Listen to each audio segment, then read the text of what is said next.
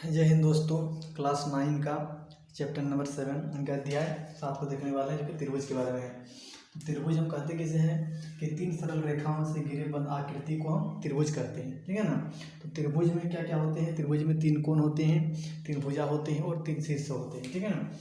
त्रिभुज में तीन कोण देखेंगे। कोण क्या क्या होता है? कोण ए, एक कोण हो गया ये, कोण बी और कोण सी, तीन कोण मिल गया।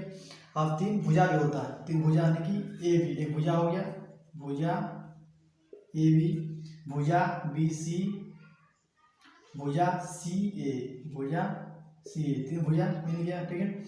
अब देखेंगे शीर्ष। तो शीर्ष क्या है? शीर्ष ए बी सी यानी कि तीन त्रिभुज में तीन कोण है, तीन शीर्ष भी है, ए बी सी, शीर्ष बी, शीर्ष सी और शीर्ष ए, तीन शीर्ष मिल गया। और एक ध्यान रखना है कि त्रिभुज के अगर तीनों कोणों को जोड़ेंगे, ठीक है ना, त्रिभुज के तीनों के अंदर के कोण को हम जोड़ते हैं, कोण ए प्लस कोण बी प्लस कोण सी बराबर क्या आएगा? 180 डिग्री। त्रिभुज के तीनों कोणों को हम जोड़ेंगे तो क्या आएगा? 180 डिग्री, यानी कि अंदर के कोणों को जोड़ेंगे त्रिभुज का, तो तीनों कोणों को जोड़ने से 180 डिग्री आता है। ये हमेशा के लिए याद रखना है। सर्वांगसम आकृतियाँ क्या है? वैसी आकृतियाँ जिसके समान आकार और समान माप हो, देखने में भी आकार में समान हो, जब मापेंगे तो समान होना चाहिए। इसे हम यहाँ बनाते हैं, दो त्रिभुज बना रहे हैं, एक त्रिभुज बनाए और एक दूसरा त्रिभुज भी बनाए। इसमें हम नाम अलग अलग नाम देना है, ए बी सी, इसका नाम देते हैं पी क्यू आर, नाम देते हैं। तो यहाँ क्या होगा? सर्वांगसम ये तभी होगा, ठीक है ना, जब इसमें भुजा ए बी बराबर होगा भुजा पी क्यू का, यानी कि ए बी जो है ना ये पी क्यू के बराबर होना चाहिए, और बी सी बराबर होगा क्यू आर का, यानी कि ये बी सी है, ए क्यू आर के बराबर होगा, और आर यानी कि सी ए बराबर होगा आर पी का, यानी कि इसके बराबर होगा ये। तब हम क्या लिख सकते हैं कि ये जो त्रिभुज, दोनों त्रिभुज दिया हुआ है ना, सर्वांगसम होगा, यानी कि ए त्रिभुज ए बी सी सर्वांगसम होगा त्रिभुज पी क्यू आर का, क्या होगा? सर्वांगसम होगा, हम लिख सकते। चलिए अब देखते हैं त्रिभुजों के सर्वांगसम नियम, ठीक है ना। त्रिभुजों के कुछ सर्वांगसम नियम होते हैं। तो फर्स्ट देखेंगे कि एस एस एस सर्वांगसमता नियम, यानी कि एस एस एस। अब ये क्या है? अगर एस कहीं दिख गया एस, ठीक है ना, एस से होता है साइड होता है, ठीक है, और साइड में होता है भुजा, साइड मतलब होता है भुजा, और एक मिलेगा ए से होता है एंगल, यानी कि इसको हम कहते हैं कोण, से कहते हैं कोण, ठीक है। इसको नोट कर लीजिएगा, इसको अब मिटा देते हैं।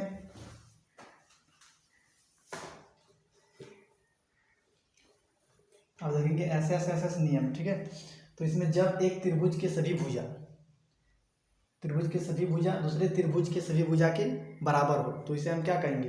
एस एस एस एस सर्वांगसमता नियम से। तो इसमें क्या होगा कि एक दो त्रिभुज बनाते हैं, पहला त्रिभुज ले लिए और एक त्रिभुज हम ले लिए, तो ए बी सी नाम देंगे, ये पहला त्रिभुज है, और पी क्यू आर ये हमारा हो गया दूसरा त्रिभुज। तो इसमें क्या होगा कि ए बी बराबर होगा किसका?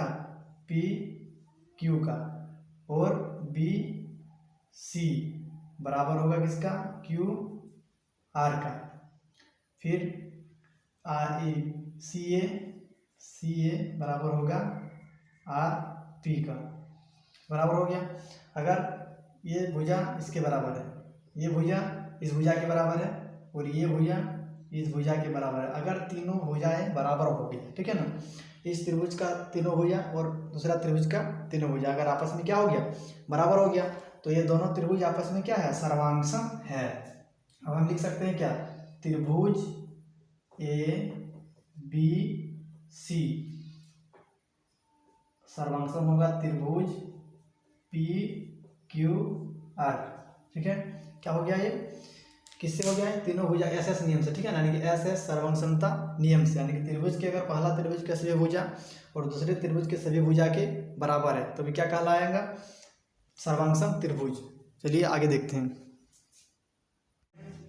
अब चलिए देखते हैं SAS सर्वम समता नियम। SAS सर्वम समता, अब ये क्या है, यानी कि जब एक त्रिभुज के दो भुजा के बीच का कोण दूसरे त्रिभुज के दो भुजा के बीच के कोण के बराबर हो तो क्या होगा, SAS सर्वम समता नियम से होगा। तो इसमें देखते हैं कि यानी कि AB ए भुजा और BC ए भुजा, इसके बीच का एक कोण और दूसरे त्रिभुज में भी दो भुजा और बीच का कोण अगर बराबर है तो ये त्रिभुज क्या होगा, सर्वांगसम त्रिभुज कहलाएगा। तो देख लेते हैं कि अगर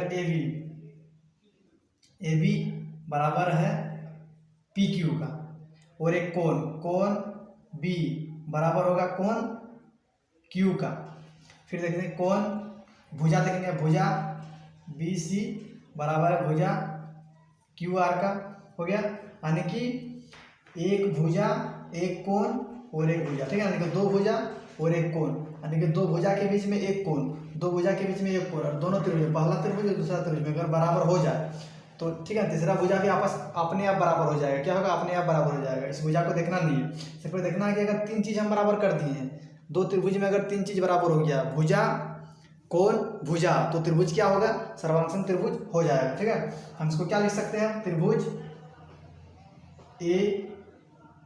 ABC सर्वांगसम त्रिभुज PQR सर्वांगसम सिद्ध हो गया।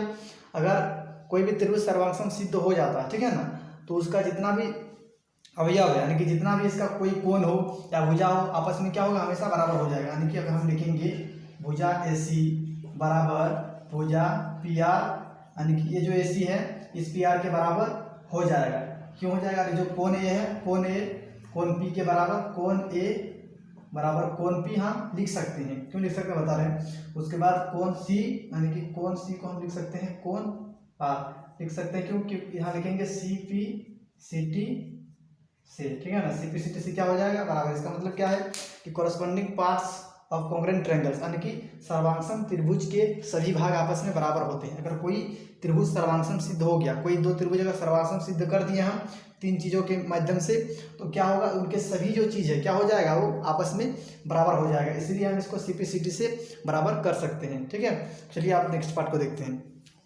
चलिए अब 3 नंबर देखते हैं। 3 नंबर में क्या है कि ASA सर्वांगसमता नियम से जब एक त्रिभुज के दो कोण के बीच एक भुजा तथा दूसरे त्रिभुज में दो कोण के बीच का एक भुजा बराबर हो तो ये त्रिभुज सर्वांगसम त्रिभुज कहलाएगा। ठीक है, तो इसमें हम देखेंगे कि इसमें क्या होना चाहिए, दो कोण देखेंगे, दो कोण और कोण के बीच का त्रिभुज, ठीक है, भुजा, यानी कि दो कोण हो गया और दो कोणों के बीच में एक भुजा, दो कोण के बीच में भुजा। इस साइड वाला भुजा को नहीं लेना, ठीक है ना, जो साइड में दिख रहा है ना, इस भुजा को नहीं लेना, यानी कि दो कोणों के बीच में एक भुजा, दो कोण के बीच में एक भुजा। यानी इसमें क्या होगा, कोण B बराबर होगा कोण Q के, और कोण इसको भुजा देखते हैं, भुजा हो जाएगा भुजा BC बराबर होगा भुजा QR का, और कोण C होगा कोण R के बराबर। तो अब हम इसको क्या लिख सकते हैं, अगर ये तीनों ऐसे बराबर हो जाए, ठीक है, अगर बराबर हो जाए तो हम क्या लिखेंगे, त्रिभुज ABC लिखना है, त्रिभुज ABC सर्वांगसम होगा त्रिभुज PQR का। अगर त्रिभुज को हम सर्वांगसम सिद्ध कर दिए हैं तो क्या होगा, अब जितने भी इसके अवयव है, ठीक है, जैसे कि देखेंगे हम भुजा AC बराबर होगा किसका, PR का बराबर हो जाएगा। अब कोण A को देखेंगे, कोण P से मिला बराबर कर सकते हैं, कोण A बराबर किसका होगा, कोण P के बराबर हो जाएगा। और कोण C तो बराबर है, ठीक है ना, यानी कि कोण C इसके बराबर होगा, कोण C कोण R के बराबर तो दिया हुआ है आगे से ही।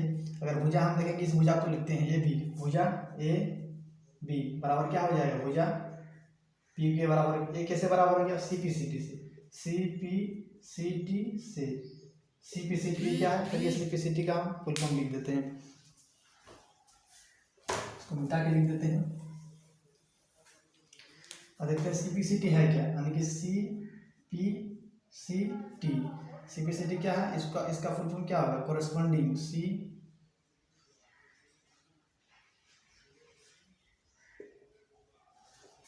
Corresponding parts of congruent triangles, congruent triangles.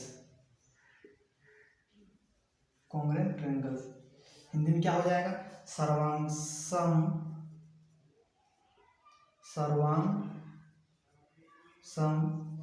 त्रिभुज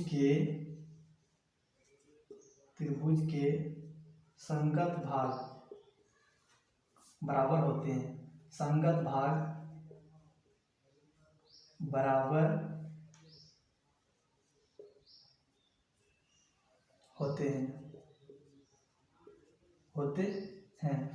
अगर कोई त्रिभुज सर्वांग सिद्ध हम लोग कर देंगे, ठीक है ना। अगर कर देते हैं तो उसका जितना भी भाग होगा सभी क्या होगा? बराबर होगा। इसलिए हम शॉर्ट में क्या लिखते हैं? CPCT से। और एग्जाम में भी इसी तरह लिखना CPCT। चलिए अब नेक्स्ट आपको देखते हैं। चलिए अब 4 नंबर देखते हैं। इसमें क्या है कि AAS यानी कि कोण भुजा सर्वांगसमता नियम। इसमें क्या होगा कि जब एक त्रिभुज के 2 कोण और एक संलग्न भुजा तथा दूसरे त्रिभुज के 2 कोण और एक संलग्न भुजा बराबर हो तो ये सर्वांगसम होगा। यानी कि संलग्न क्या देखना है यहाँ पे? 2 भुजा 2 कोण यानी कि कोण B और कोण C। इसमें भी ले लेते हैं कोण Q और कोण R। और संलग्न बोला तो हम इस भुजा को भी ले सकते हैं तो इस भुजा को भी ले सकते हैं, ठीक है ना। दोनों कोणों में से किसी एक भुजा को लेना है। अगर हम लेते हैं इस भुजा को तो हमको लेना है इधर वाला भुजा को, ठीक है ना, तब ये सर्वांगसम होगा।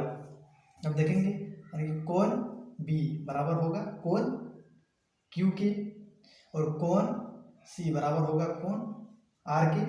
और क्या हो जाएगा? अगर लिखेंगे इधर से AC, भुजा AC बराबर होगा भुजा PR के। ये हो गया बराबर। अब 3 चीज जब बराबर हो गया तो त्रिभुज को हम क्या लिख सकते हैं? त्रिभुज सर्वांगसम है। तो इधर लिखते हैं त्रिभुज APC सर्वांगसम होगा त्रिभुज PQR त्रिभुज। अब इसमें अगर सर्वांगसम सिद्ध कर दिए हैं तो इसके सभी भुजा और कोण क्या हो जाएंगे? आपस में बराबर हो जाएंगे।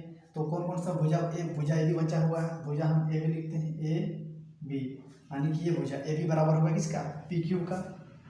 ये भुजा बराबर होगा PQ का। अब BC भुजा BC बराबर होगा किसका? QR के। अब कोण A बच गया, कोण P के बराबर होगा। कोण A बराबर होगा क्या? कोण P के बराबर होगा। ये किससे हो गया? CPCT से। CPCT से यानी इसका मतलब क्या है कि corresponding parts of congruent triangles सर्वांगसम त्रिभुज के सभी अवयव क्या होते हैं कि सभी भाग आपस में बराबर होते हैं। चलिए अगला को देखते हैं।